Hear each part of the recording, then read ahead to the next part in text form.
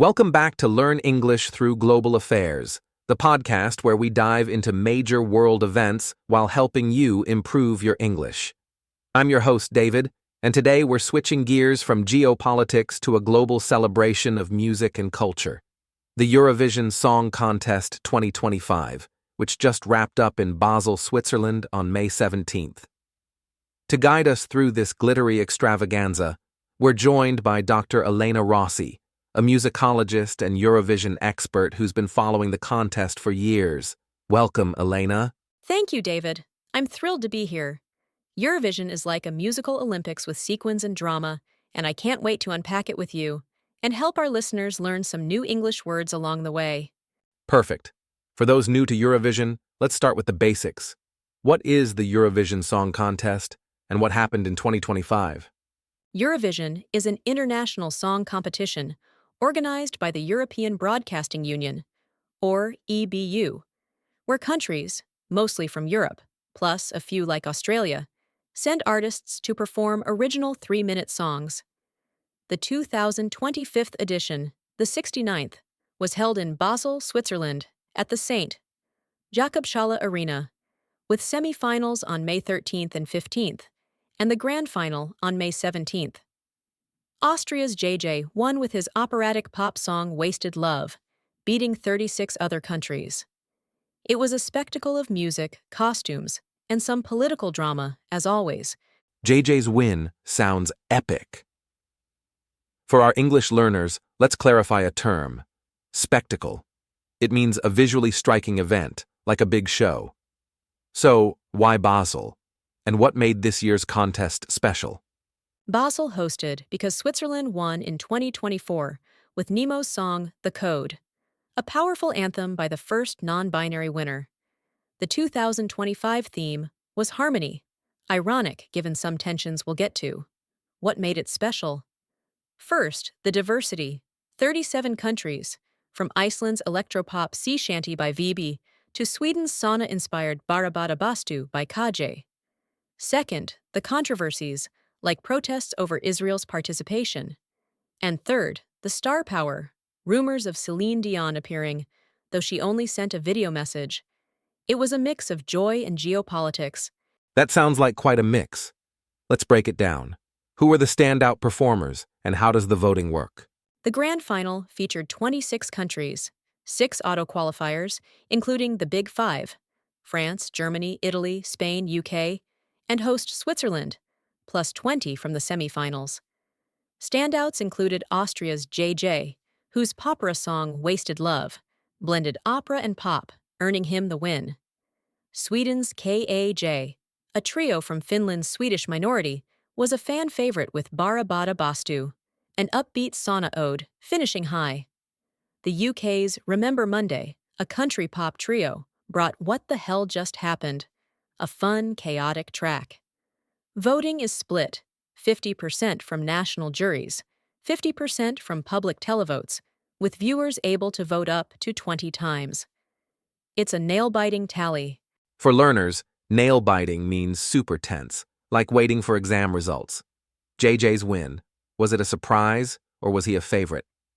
JJ was a top contender, but Sweden's KJ was the betting favorite, especially after winning the audience poll in the first semi-final. JJ's slot 23 in the running order helped. Later performances often score higher, due to more viewers and the show's crescendo. His operatic vocals and emotional delivery won over juries and fans, though. Posts show fans going wild, with some calling it Austria's Conchita Wurst moment, referencing her 2014 win. Sweden's fans were disappointed, but JJ's victory felt earned.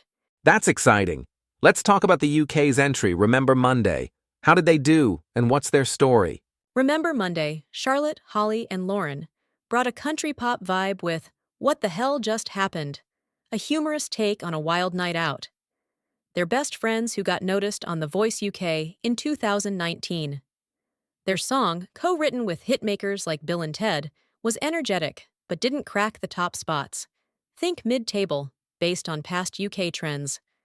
Graham Norton, the BBC commentator, loved their harmonies, though.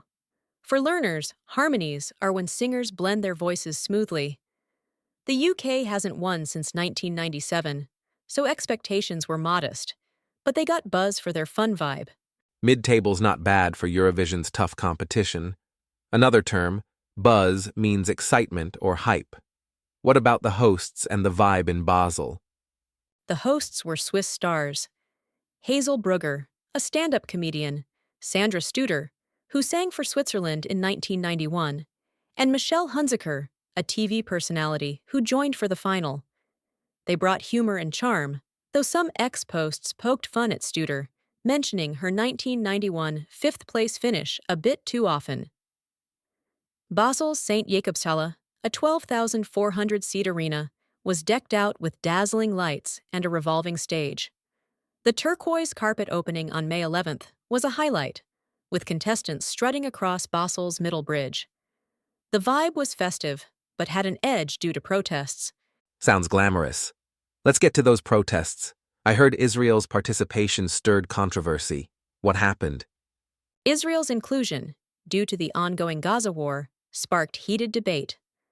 Public broadcasters from Iceland, Slovenia, and Spain pushed for Israel's exclusion, citing humanitarian concerns, while others like Ireland and Belgium called for EBU discussions.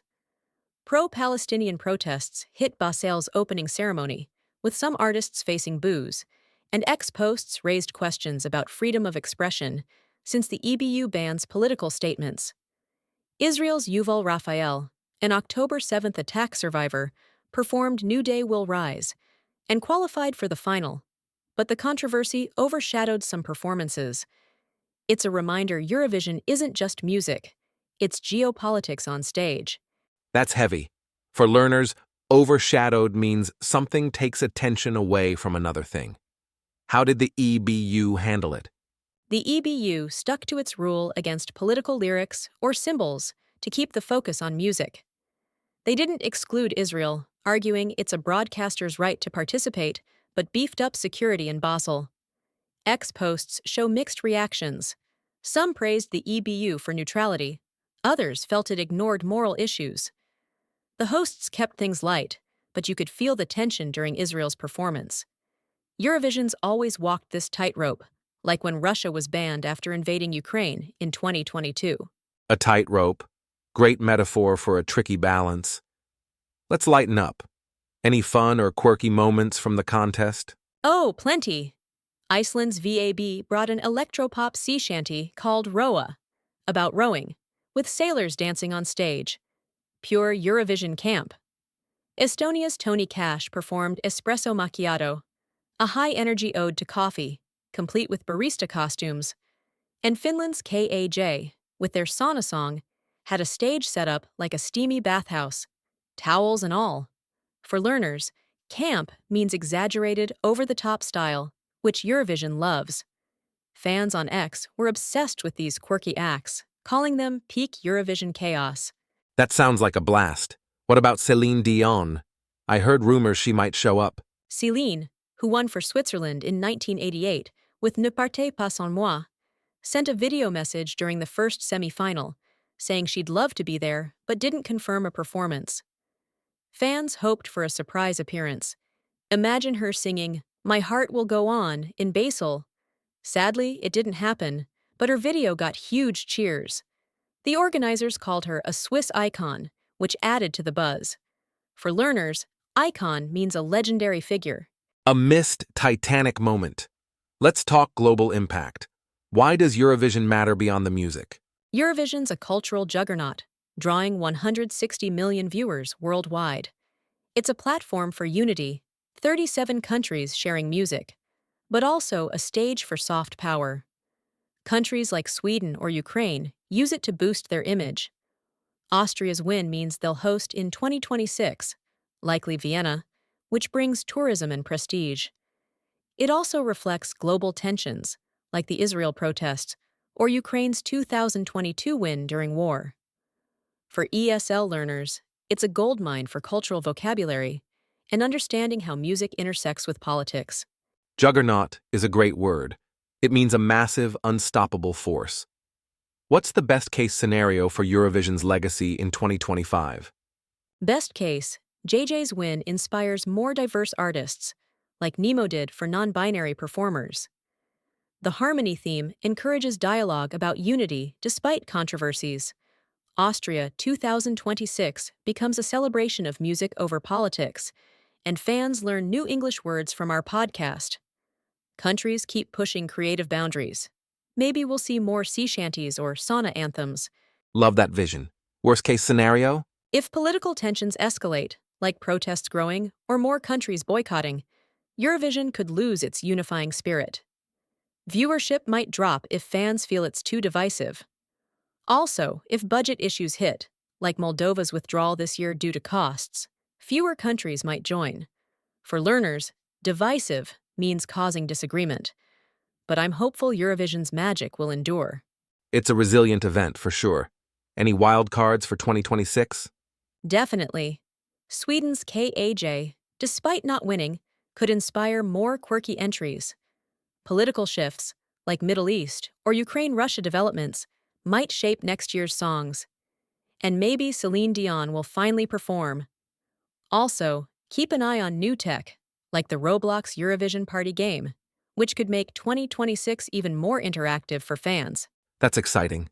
Elena, this has been a fantastic dive into Eurovision 2025. Thanks for making it so lively and educational. My pleasure, David. I hope our listeners enjoyed the music, drama, and new words. Keep practicing English, everyone, and maybe sing a Eurovision song to practice pronunciation. Great tip. Listeners, check our website for episode transcripts and vocabulary guides to master terms like spectacle, harmonies, and divisive. That's all for episode 4 of Learn English Through Global Affairs. Join us next week for another global story. I'm David, signing off.